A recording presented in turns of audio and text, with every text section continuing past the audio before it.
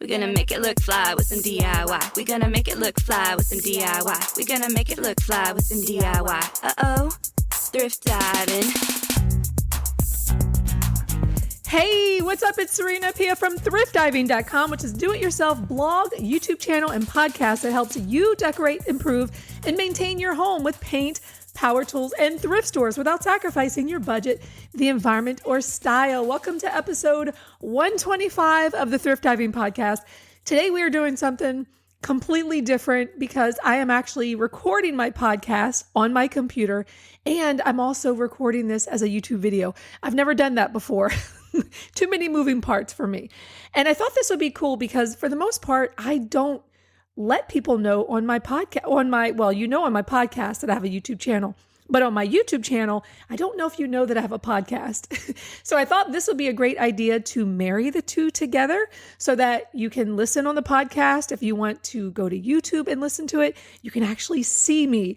Not that I'm going to be doing anything special, but if you just want to have a conversation and see me talking to you, to the screen, then join me on YouTube. You can find the link down below in the show notes. And if you are new to this podcast, if you are on my YouTube channel and you don't know that I have a podcast, where have you been? There's 125 episodes. And I do believe we're going to have a good episode today because it's been 2 years. I can't believe it. 2 years since I've had my she shed. And that's where I'm filming right now. That's where I'm recording this podcast from my she shed. And I figured since it's been almost a 2-year anniversary, this would be a great opportunity to talk about what are those things that I wish I would have done differently with getting my she shed, and what are the things that I'm glad that I did. And I have some other content that I've been doing on my blog, 10 questions. Actually, it's more like 15, probably 17 questions that you should be asking before you get a she shed. I know a lot of you who watch some of my projects on my YouTube channel, you may see all of these things that I'm doing and feel inspired. Maybe you want to get your own she shed, but there's a lot of things that you may not realize. And so I won't go into all of them, but I'm going to cover the things that now that I've been in this shed for 2 years, almost 2 years, and I cannot believe I'm looking over here at the workbench and there's still like stuff in boxes. Like I have not even fully unpacked, which is insane. But considering that I procrastinate as much as I do, I'm not really that surprised. So for today's episode, I wanted to talk about what are those things that I wish that I had done differently. Now that I've been in the shed for 2 years, I have a better idea of what my needs are, how I've been using the shed. And if I were to make the decision today to get a shed, as you may be doing, what are those things that I would consider? What are the things that you should consider? Okay, so let's for those of you who are new, who don't know that I have a she shed, I will just tell you a very short summary. So September of 2021, I decided to get a 16 by 26 she shed, right, in my yard. And it honestly doesn't even look like a she shed. It's more of a studio. I mean, if we want to be exact, it looks like a tiny home. I mean, right now, by this point, I've got garden beds out front. I may as well just put a freaking mailbox there and have my kids deliver my mail to the she shed because it looks like a tiny home. It's not even a shed. But, you know, when I say she shed, people know what I'm talking about. And they know that it's not like just some broken down place where I'm storing tools and it's dirty. Like that's not what it is. It really actually serves as office space. This is where I'm working from here in this little corner. And it also serves as a place for me to do projects. Now, I've not done a ton of projects outside of the shed because really in the last couple of years, I've been trying to get this shed together. I just literally built the deck on the front of the shed. It's been 2 years. I was using a pallet, stepping up from the pallet into the shed.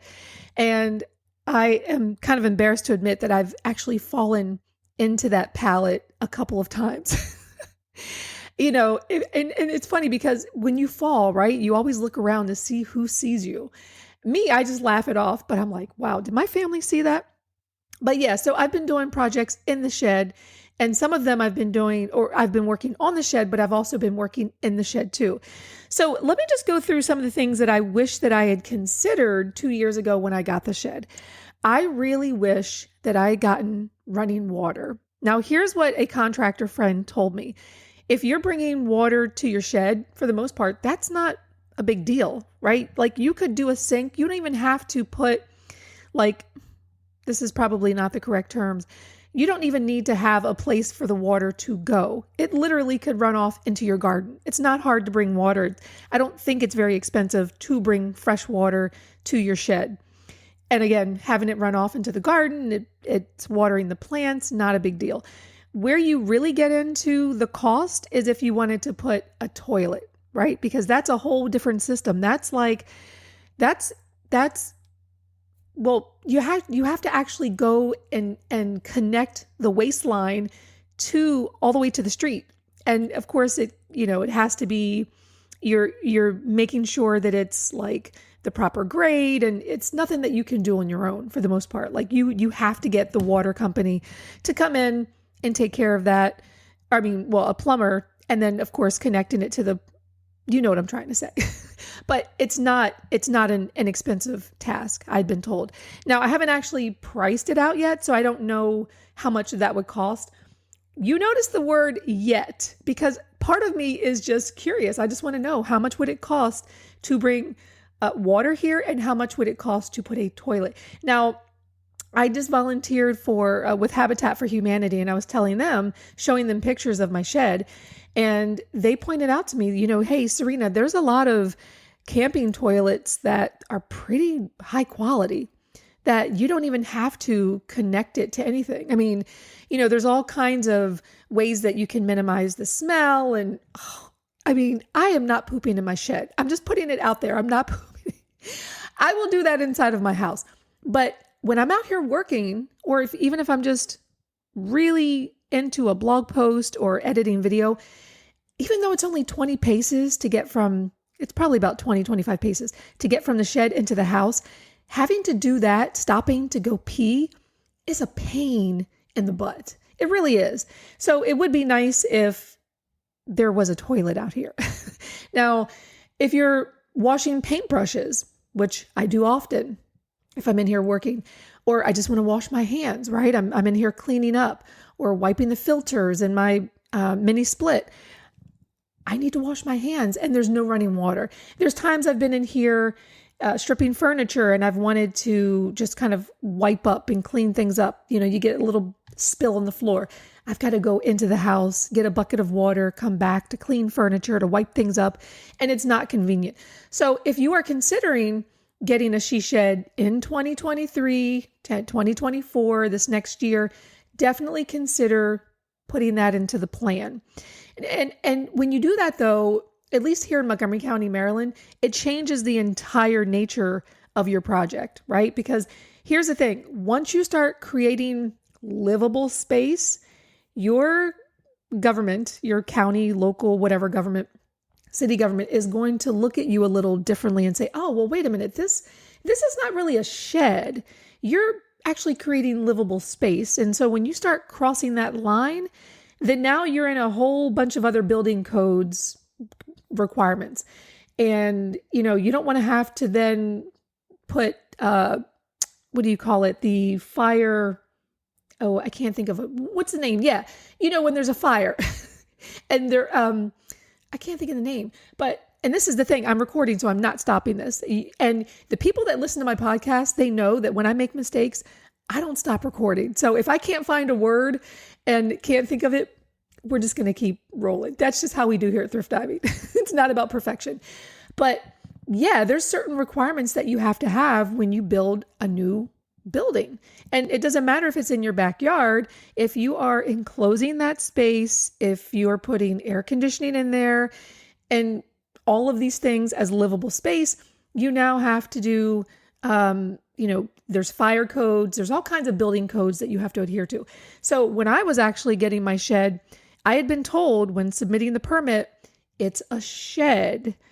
And if you're watching this video, you can see my face. It's a shed, quotation marks. That's what I had been told. And I won't say who told me to say that, but a professional had said, only submit that permit as a shed.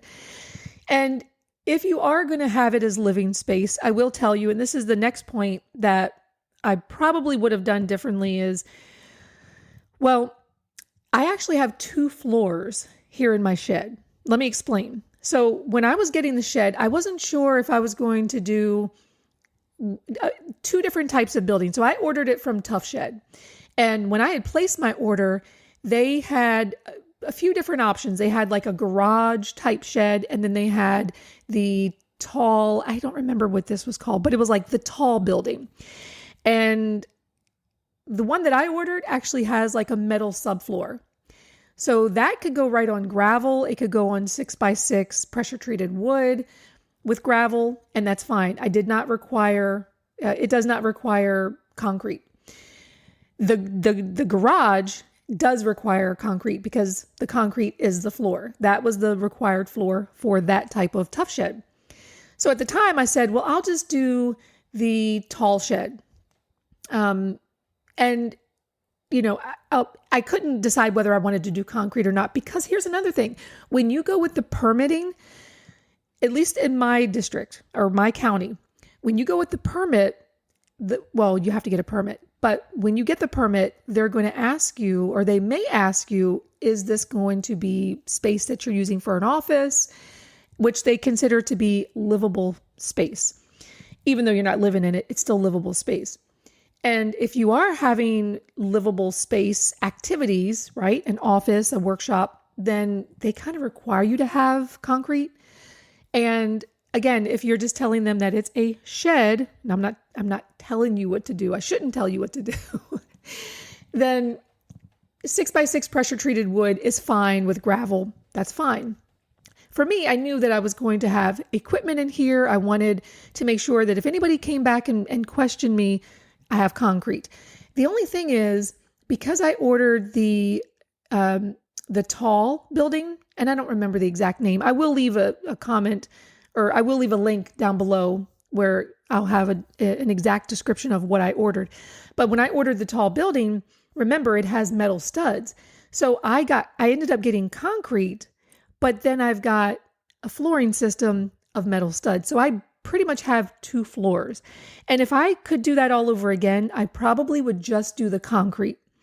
And the reason why I didn't, because I had already placed my order maybe 2 weeks before the prices went up. So I'd already locked in a contract. I'd already put with a deposit down.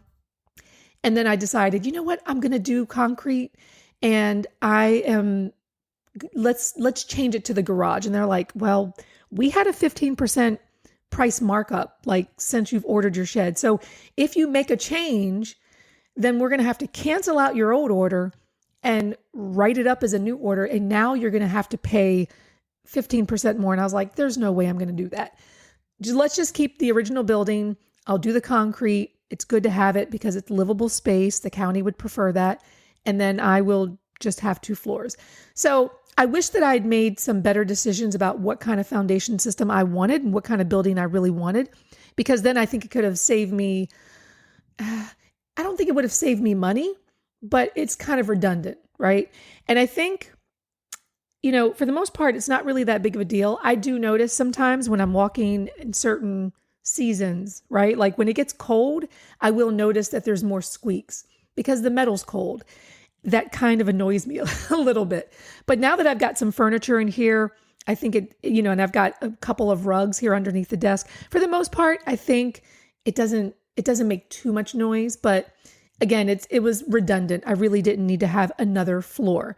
And I think, it probably would have been better with just the concrete. And I think the concrete guy would have finished it off a little bit nicer. But overall, that's minor. So that's something that I would have done differently. I would have just really kind of solidified what it is that I wanted, what I was looking for. And I feel like I was kind of flip-flopping. And by that point, the price changes had already taken effect. So that's one thing I would do differently. I would probably have done this sooner. That's another thing that I regret. I didn't have the financial means to do it any sooner. But if I could have done it sooner, I would have. Maybe I would have built one sooner, because let me tell you, the freedom that I feel coming in here every day, every morning, and just sitting down at my computer in complete silence, or usually I'm listening to a podcast. Usually I'm wearing These headphones, I literally wear them probably about 15, 16 hours a day. And I'm listening to a podcast or I'm listening to music or sometimes just silence if I really want to focus. I love having this space. I love having a place that's indoors, that's clean for the most part, that I can work and I can stretch out. Remember, if you've been following me for a long time, remember I used to work in the garage, and that garage has always been messy. I've always been stepping over things, trying to figure out how am I going to build this project. A good example I did about 2 years ago. It might be a little bit more than 2 years. I had done a complete closet makeover, built this closet organizer in my 5x7 walk-in closet. And I did that in the garage. That was tough because these were huge, big pieces of plywood that I didn't have the cutting space. I didn't have the Festool tools that I have now. So a lot of the stuff that I was using, I didn't have a vacuum. And so there was just dust everywhere. I mean, I was wearing a mask. It was hot because it was like during the summer, right before, I ended up getting the shed actually. And it just ended up being a horrific project to do with no space. And so now that I've got this space, I think of all those projects that I really struggled. So think about yourself and where you work on projects, right? Like, have you been thinking about a shed? Have you been thinking about even just clearing out one part of the garage so that you've got a place to work on things? Don't wait. Get it done, because when you finally have that ability to be creative, you have the space to be creative, man, it feels, excuse me, it feels so good. Look, I'm going to clear my throat and I'm not even stopping the video or stopping the recording. You're going to get it all in today's episode. So that's one thing I wish that I had done sooner. I wish that I had gotten my shed sooner. And I think the reason why I waited also is because I had come into kind of a big contract with, oh my gosh, I really need some water here. Why didn't I not bring water in with me? But I really wish that I'd done it sooner, but I got in this huge contract with Home Depot. And this was during was this COVID times? I think it was right around COVID. I'd started doing some work with Home Depot, and then it kind of spilled over into 2021. And when I had these extra funds, I'm like, I think I'm going to do a shed. And I'd always wanted to build one, but in my mind, I thought, well, maybe I'll just build it myself. And I'm glad that I didn't. Oh, that's another thing. I'm glad that I didn't build this shed myself, because I know how slowly I work. And if I had started in, let's say 2020 during COVID times, I probably would still be working on this building today. Now, technically I'm still working on the building. Like, I still have a French cleat wall that I want to do. I want to organize all of my tools so that I can just easily grab what I need. I'm still not there yet. I don't have that level of organization. So I'm still working on the space, but I probably would just still be putting on shingles if I had built it myself. So that's one thing. And I'll talk about the things that I'm glad that I did. But going sooner with making this purchase. I wish I would have done that sooner, because I feel like I would have had a lot more fun building some of the things that I had built that really became a source of frustration because I didn't have the space. I also would have gotten help with some of my projects, specifically the insulation. That was tough. So if you get a shed and you want to finish off the interior yourself, like I had done, the insulation, it's not hard to do, but when you get to doing the roof, oh my gosh, it's so cumbersome. These big bats of insulation, trying to get it up the ladder with just one person. And, because it's so big and thick, right? The ones in the ceiling are generally, the R value is a lot thicker for the ones that go in the ceiling than in the wall. In the wall, generally 15, I believe 15 to 19 is what you're going to get on the walls. On the ceiling, the R value is much thicker. And so it's just this big piece of just awkward. And here's the thing, when you're climbing up the ladder, doing this yourself, all of these little particles, no matter how well you think you're protecting yourself, wearing a hat, covering up your neck, wearing a mask, whatever. You should wear a mask. However you think that you're protecting yourself, it doesn't matter because all of these little particles are raining down on you and it's itching you all over and you can't even see it. It's so funny because the man who was actually delivering the insulation, back when I did the insulation, he said to me, "Oh, I did insulation once. I'll never do that again." And I'm thinking, how hard can it be? Like, dude, you're driving this big truck for Home Depot.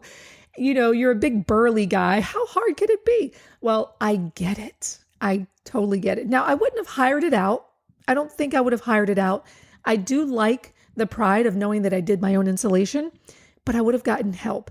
I probably would have used, I don't know why I used a ladder, but a platform is much easier to use. You have a lot more walking space to kind of maneuver this insulation into the ceiling. But, there's a joy and a pride of doing projects yourself. And yeah, I got it done on my own. Nobody helped with the insulation, but I think I would have asked for help more if I were to do this all over again. It would have saved me a lot of headache. It could have been fun. I could have invited a friend over, ordered pizza, drink beer, and just really made a fun experience of it versus I'm just in this cold shed by myself and I'm just covered in stuff and I'm itching and this is not fun. So that's one thing I would have done differently. And another thing that I would have done differently, and I don't know why Tough Shed doesn't install these on their door because I think other companies do. I don't remember who this was. Somebody was telling me that they had a shed. I think it was just somebody randomly who had sent me an email and we were talking about our sheds and the different options and things that we had gotten. And I asked them, I said, "Did you get a pan flashing?" And I don't think they knew what that was, but it's basically this piece of plastic that goes underneath of the door. So when you install a door, you want to make sure that the rain is not coming underneath of the door. This is a huge problem that I had.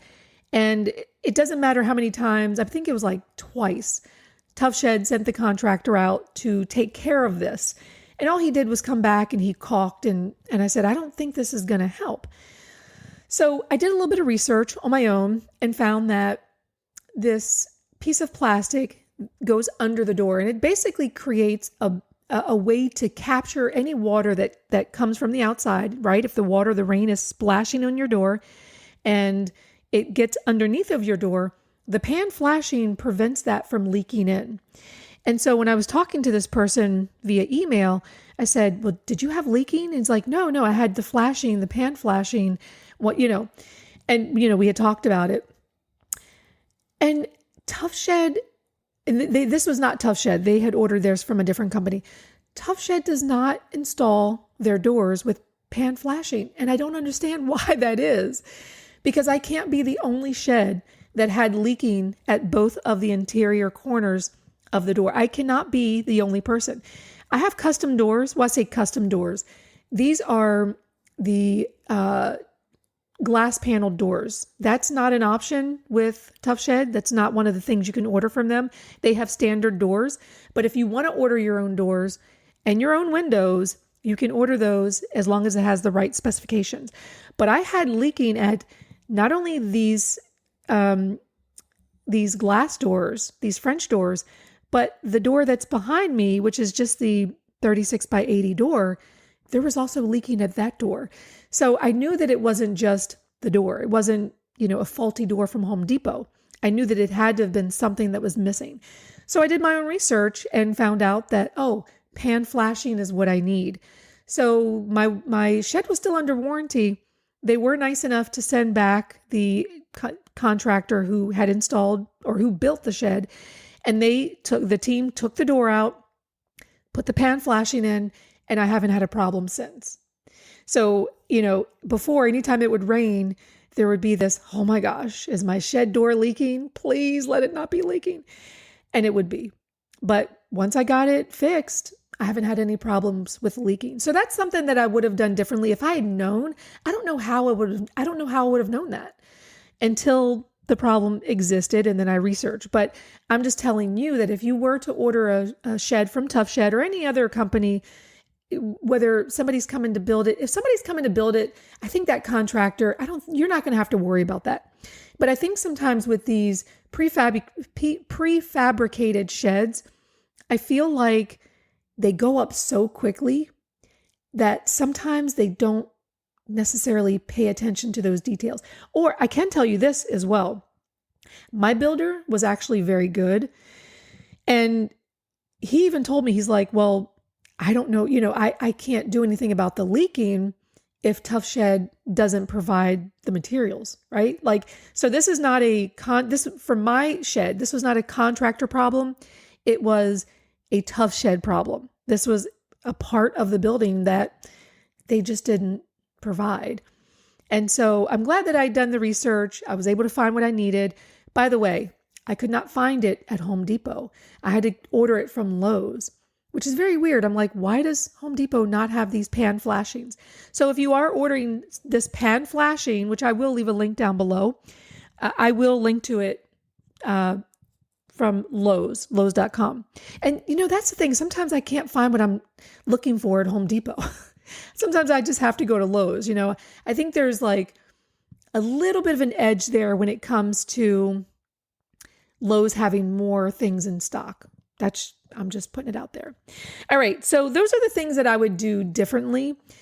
And there wasn't really that many things. I mean, as I was thinking about this topic and thinking about my shed and how much I love it, I couldn't really come up with that many things I wouldn't do. But I did also want to include things that I'm really glad that I did. And so I want to share those with you too.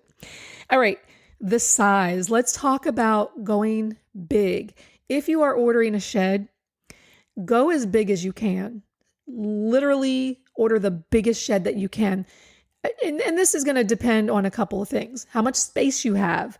You have to look at your zoning regulations. For me, the ends of my shed had to be no more than 60. Is it 16? Or it couldn't be any closer than 16 feet from my property line. So, the way that my building is situated, it's kind of like catty corner in the back of my yard.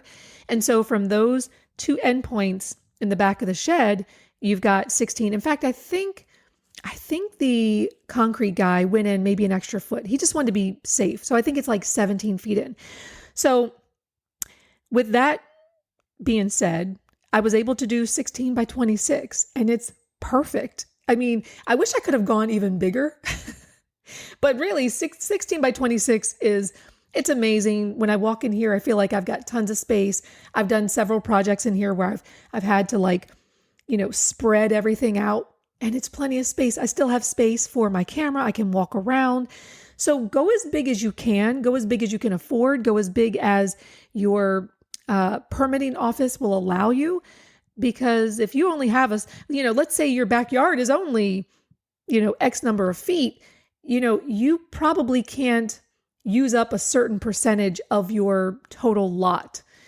And that's just going to depend on your jurisdiction. But find out before you order your shed. Go as big as you can, because I can guarantee you will always need more space than less space. You will never regret going bigger. All right. Another thing that I'm glad that I did is I'm really glad that I finished the interior myself. So just to recap, I did do the electrical. I did the interior myself. I had an electrical instructor at the community college. I had done a carpentry program at my local community college. And the electrical class that I took, the guy, I reached out to him and I was like, hey, do you still have your electrical wiring company? And he's like, yeah, but I think that you can do this yourself, Serena. I'll stop by on my way as needed and you can knock this out. I'll do the panel. I'll do the exterior from connecting it to your house, to your shed, but you can do the interior. And I was like, John, do you think I can do this? Like, I don't know if I can do this myself. And he said, yeah, I think you can do this, Serena. So I did it myself. And I will leave a link down below if you want to look at the videos. There's 2 videos on the wiring that I did. And it was so much fun. It was like a puzzle. And when I first started learning about electrical wiring, I was fearful of it, rightly so. But I also thought that it was going to be boring. Like, why did I think electrical wiring would be boring? It's like a puzzle. You have to figure out how to get the electrons from point A to point B, and you got to go through all these different stops to make sure that everything is wired and has power. It was fascinating. That was probably my favorite part of doing this shed, is the electrical. And it took me a long time. I would say it probably took me like 2 months, 2.5 months. It shouldn't have taken that long. Really, some of it was just procrastination, just unsure of like, oh my gosh, am I doing this right? And I did have his instruction, so I knew that I was doing it right, but it was a little overwhelming at first until I started kind of catching on like, oh, okay, wait, I know what I'm doing. I got this. So that's one thing that I had done. The other thing I did, I told you I did the insulation. I didn't do the drywall. I really wanted this to be seamless. And the funny thing is that I kind of put a little too much insulation in the ceiling, especially where the, right at the top, where the top plate is, where the top plate meets the roof, or the rafters. I put a little bit too much of insulation. And so when the drywall guys were trying to fit it up there, they're like, oh my gosh, this is not. So normally in one sheet of drywall, you would have, I don't know, maybe like 6 to 8 screws, drywall screws. There were certain panels that they put up, they had to have had at least 30 drywall screws. I mean, go back and look at the video. You will actually see some of the crazy like patterns that they needed to do just to get this drywall up into those spots.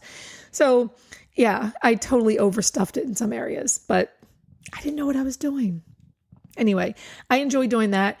I also had done all of the casings, the molding, like around the windows.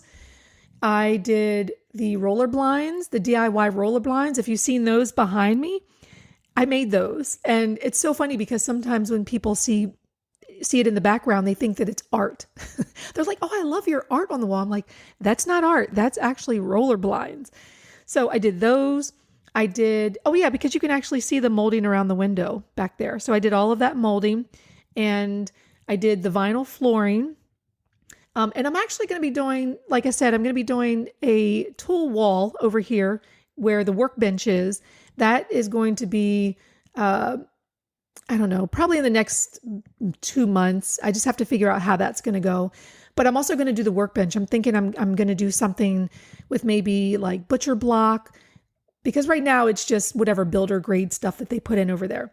So there's a lot of things that I've done on the interior, and I do not regret doing any of them. I love that I finished the interior. Not only did I learn skills, I have a pride when I walk in here because I know how much work it took to get it to this point. And it feels so good knowing that I did it myself. Oh, the other thing that I didn't do is I didn't do the mini split, right? That was an HVAC guy. I didn't handle any of that. And there's no way I could have done that. HVAC, definitely you can't handle that yourself. Like you need to have a licensed HVAC installer for that. So yeah, I'm glad that I did the finishing the interior myself. I also am glad that I did the scissor truss. Now, when I ordered my Tough Shed, they didn't actually tell me that scissor truss were an option. I kind of found it on their blog. So typically your building is going to have trusses, right? And you're going to have a ceiling that's just, 8-foot ceiling, and it's just going to be flat and level. Well, on their blog, I happened to see that there was a woman who turned her shed into a workout room, like an exercise space. And it said, one of the things that she upgraded was the truss. She did a scissor truss. So it gives you a little bit more interior headspace, and it gives it kind of a slightly vaulted feel to it or look to it, which I liked. Because in my mind, I'm thinking, well, if I'm working on projects and I'm turning around like sheets of plywood and I'm lifting it up, I just want as much headspace as possible. And I just think it feels more open and spacious. And I'm glad that I did skylights. Now, I don't open them up during the day. I have blinds. That's another thing that I did. I installed blinds where the 4 skylights are. And it can get very, very hot in your shed. Keep this in mind if you are ordering a shed. If you do skylights, it can get very, very hot. So just keep that in mind. You will have to probably install some blinds, but make sure that you do the blinds that are the light filtering. You don't want the kind of blinds that are going to completely block out the sun. That makes it pointless. So I like that it's light and airy in here. And when I want direct sunlight, I can just open them up very easily. So that's one thing that I'm glad that I did. I'm also glad that I did a lot of the landscaping around my shed. I didn't want my shed to feel like it was just plopped down in my backyard, that it wasn't a part of my house. But the way that I've done all of the landscaping, I did it, I guess it was probably about a year or so ago. And the way that I did the landscaping and then having it come back in the spring, it really feels like it's a part of my backyard. It feels so homey. I love it. I love it. It's beautiful. Like when the flowers start blooming in the spring. And I tried to choose things that had a little bit of visual interest, especially come fall, because I want to see the leaves change. Oh, and I also got what is it called? Is it a blue star? I can't remember what it is, but is it Kentucky blue star? It might be like a Kentucky blue star, but it's on the side of my shed. And in the fall, it just turns this beautiful golden color. Some time ago, maybe 3-4 years ago, I was visiting my mom and they've got this blue star in there's a little garden area there, but it's just this big, oval, beautiful color in the fall. And when I saw that, I was like, oh, what is that? And I remember I posted it on Facebook and someone told me what it was. Well, I found a nursery online. I ordered it. I mean, when it came last year, it was just like this. Oh, it was small. It was like 6 inches. It was so cute. And now the thing is growing out of control and it's going to look amazing probably like in the next month. So I'm really glad that I took the time to sculpt the shed to make it look like it was part of my backyard. So it's taken a lot of money and a lot of time. Those plants are not cheap. If you've ever done some gardening projects, you know that they're very expensive. But if you're buying things that come back, that are perennials, that are coming back year after year, I mean, you buy it once and it just comes back every year and it just creates this beautiful landscape for your shed so that it doesn't feel like, just this building that you plopped in your backyard. You really want it to feel homey and beautiful. And so now when I look at it, when I stand back and take pictures, I can't believe that this is mine, that I did all of this work. Oh, another thing going back, I totally skipped this one.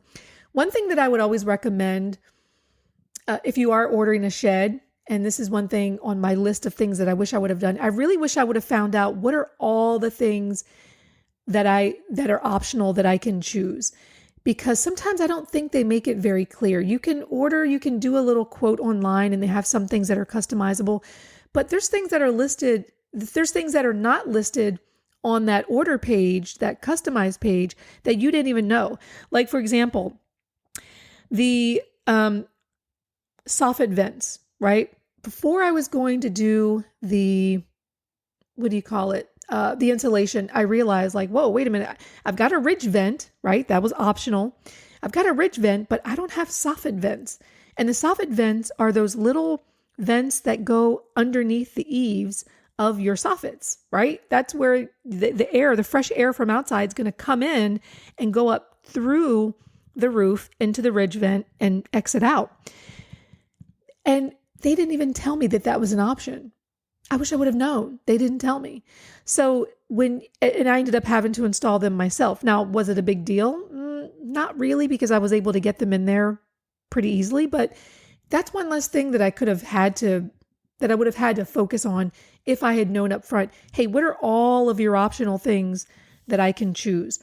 The ridge vent, the soffit vent, the windows, the doors. I didn't have to choose these windows. I could have been like, you know what?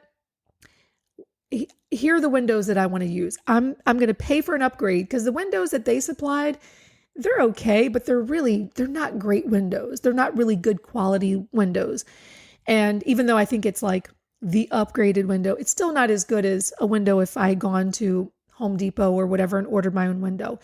So keep that in mind as well when you're ordering your shed. Make sure you find out all the things that are customizable so that you can make as good of a decision as possible. And you can decide up front if this is something that you need or you don't need. And, they're not necessarily going to tell you all of those things for whatever reason. I don't know. Maybe I just had a bad salesperson. Okay, so those are just some things that I wish I would have changed or would have done differently or wish I would have known, and things that I am completely happy about. Now the things that are all said and done, it's been 2 years. Would I have done this whole experience again? Yes. Yes, yes, yes. I cannot tell you how good it feels when I walk into my shed. It feels wonderful. I walk in and I greet my space. Yes, that is weird. I actually walk in and say, hello, she shed. I greet my space. And you know where I got that from?